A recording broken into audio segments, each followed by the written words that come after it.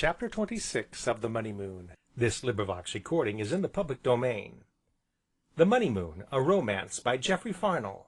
Chapter 26 How the Money Moon Rose. Evening had deepened into night, a night of ineffable calm, a night of an all-pervading quietude.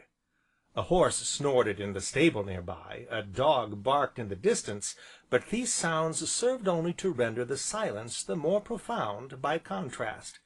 It was indeed a night wherein pixies and elves and goblins and fairies might weave their magic spells, a night wherein tired humanity dreamed those dreams that seem so hopelessly impossible by day.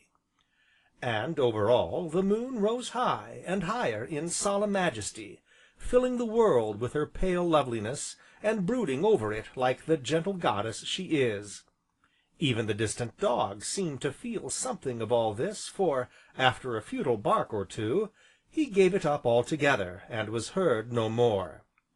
And Bellew, gazing up at Luna's pale serenity, smiled and nodded, as much to say, "You'll do," and so stood leaning upon his spade, listening to that deep hush which seems a sigh, breathed by earth to listening sky. Now all at once upon this quietude there rose a voice upraised in fervent supplication, wherefore, treading very softly, Bellew came, and peeping round the hayrick, beheld Small Porges upon his knees. He was equipped for travel, and the perils of the road, for beside him lay a stick, and tied to this stick was a bundle that bulged with his most cherished possessions. His cheeks were wet with great tears that glistened in the moonbeams, but he wept with eyes tight shut, and with his small hands clasped close together, and thus he spoke, albeit much shaken, and hindered by sobs. "I suppose you think I bother you an awful lot, dear Lord, and so I do. But you haven't sent the Money Moon yet, you see, and now my Auntie Anthea's got to leave Dapplemere, if I don't find the fortune for her soon. I know I'm crying a lot, and real men don't cry, but it's only 'cause I'm awful lonely and disappointed, and nobody can see me, so it doesn't matter. But, dear Lord, I've looked and looked everywhere, and I haven't found a single sovereign yet, and I've prayed to you, and prayed to you for the Money Moon, and it's never come. So now, dear Lord, I'm going to Africa, and I want you to please take care of my Auntie Anthea till I come back.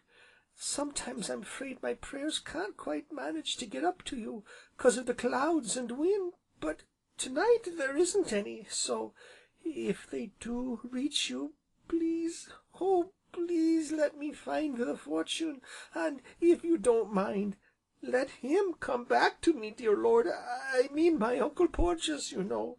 And now, that's all, dear Lord, so amen." As the prayer ended, Bellew stole back, and, coming to the gate of the rick yard, leaned there waiting.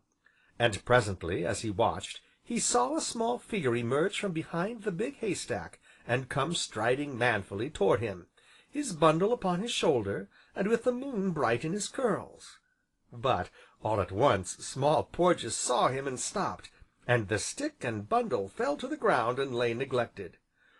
"Why, my Porges!" said Bellew, a trifle huskily perhaps. "Why, shipmate!" and he held out his hands. Then Small Porges uttered a cry, and came running, and next moment Big Porges had him in his arms.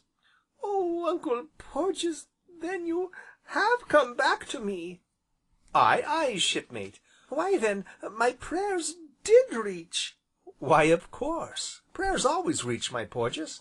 "Then, oh, do you suppose I shall find the fortune too?" "Not a doubt of it, just look at the moon." "The moon?"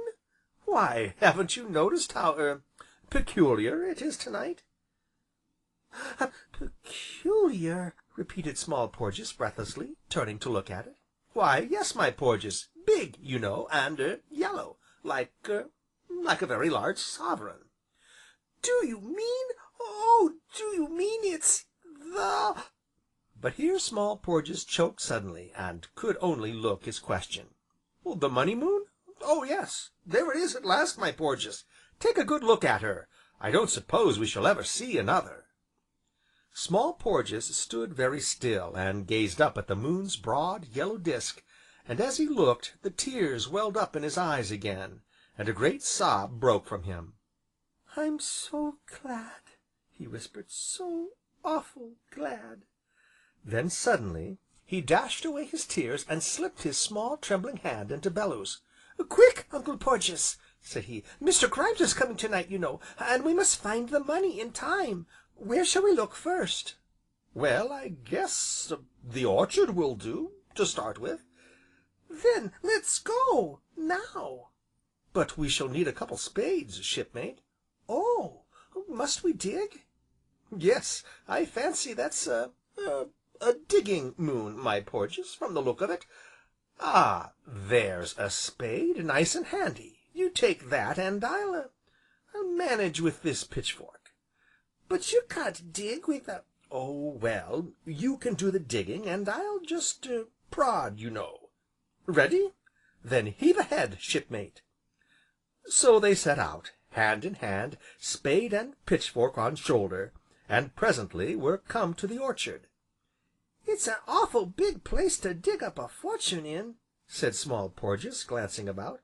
"Where do you suppose we'd better begin?" "Well, Shipmate, between you and me, and the pitchfork here, I rather fancy King Arthur knows more than most people would think. Anyway, we'll try him. You dig on that side, and I'll prod on this." Saying which, Bellew pointed to a certain spot where the grass looked somewhat uneven, and peculiarly bumpy, and, bidding Small Porges get to work, went round to the other side of the great tree. Being there, he took out his pipe, purely from force of habit, and stood with it clenched in his teeth, listening to the scrape of Small Porges's spade. Presently he heard a cry, a panting, breathless cry, but full of joy unspeakable. "I've got it! Oh, Uncle Porges, I found it!" Small Porges was down upon his knees, pulling and tugging at a sack he had partially unearthed, and which, with Bellew's aid, he dragged forth into the moonlight. In the twinkling of an eye the string was cut, and, plunging in a hand, Small Porges brought up a fistful of shining sovereigns, and among them a crumpled bank note. "It's all right, Uncle Porges," he nodded, his voice all of a quaver. "It's all right now. I found the fortune I've prayed for. Gold, you know, and bank notes in a sack. Everything will be all right now." And while he spoke he rose to his feet, and, lifting the sack with an effort, swung it across his shoulder, and set off toward the house. "Is it heavy, Shipmate?" "Awful heavy," he panted, "but I don't mind, it's gold, you see." But as they crossed the rose garden, Bellew laid a restraining hand upon his shoulder. "Porges," said he, "where is your Auntie Anthea?"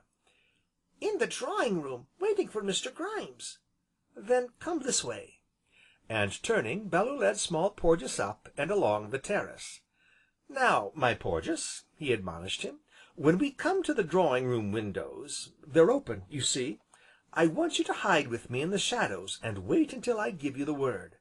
"Aye, aye, Captain," panted Small Porges. "When I say 'heave ahead,' Shipmate, why then you will take your treasure upon your back, and march straight into the room, you understand?" "Aye, aye, Captain." "Why then, come on, and mum's the word." Very cautiously they approached the long French windows, and paused in the shadow of a great rose bush near by. From where he stood Bellew could see Anthea and Miss Priscilla, and between them, sprawling in an easy chair, was Grimes, while Adam, hat in hand, scowled in the background. "All I can say is I'm very sorry for you, Miss Anthea," Grimes was saying. "Ah, that I am, but glad as you've took it so well, no crying nor nonsense." Here he turned to look at Miss Priscilla, whose everlasting sewing had fallen to her feet, and lay there all unnoticed while her tearful eyes were fixed upon Anthea standing white-faced beside her. "And when shall ye be ready to vacate Dapplemere, Miss Anthea?" Grimes went on. "Not as I mean to 'urry you, mind, only I should like you to, name a day." Now, as Bellew watched, he saw Anthea's lips move, but no sound came. Miss Priscilla saw also, and, catching the nerveless hand, drew it to her bosom, and wept over it.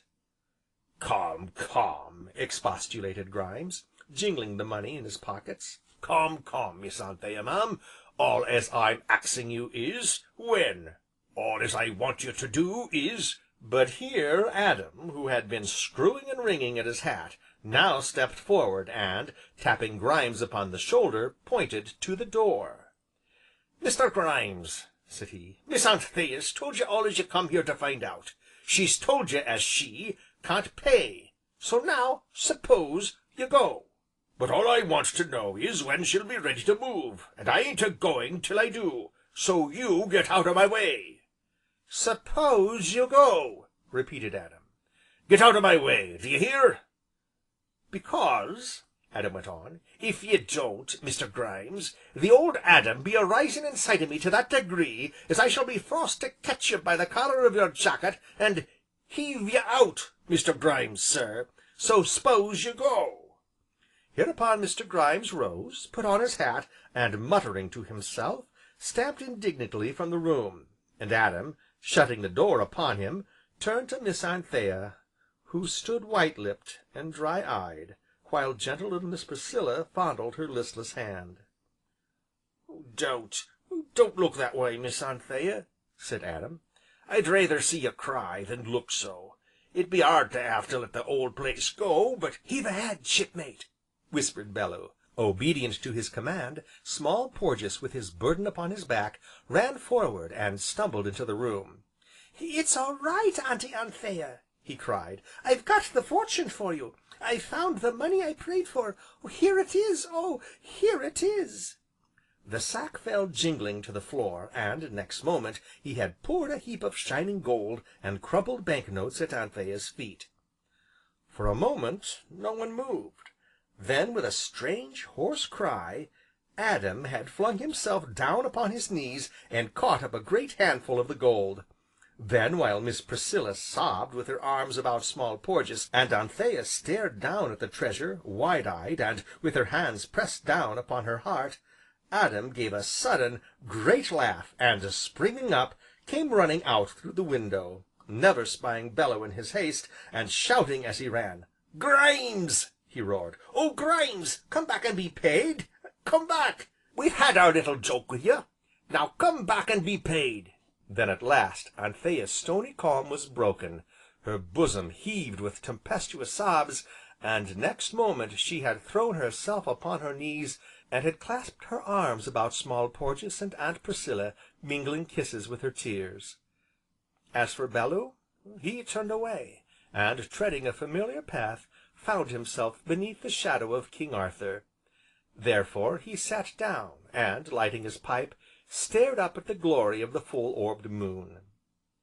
"Happiness," said he, speaking his thought aloud, "happiness shall come riding astride the full moon. Now, I wonder." Chapter 26